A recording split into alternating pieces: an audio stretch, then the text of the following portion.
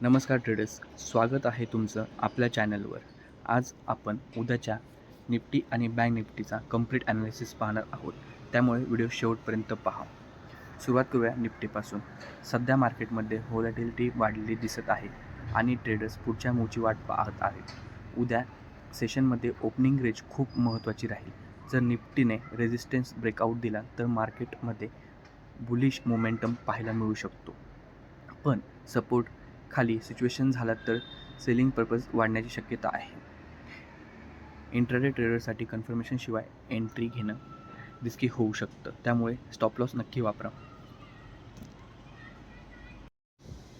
आता आपण बोलूया निफ्टी बँक निफ्टीबद्दल. बँक निफ्टीमध्ये बँकिंग स्टॉकमुळे शार्प मुवमेंट पाहायला मिळू शकतो.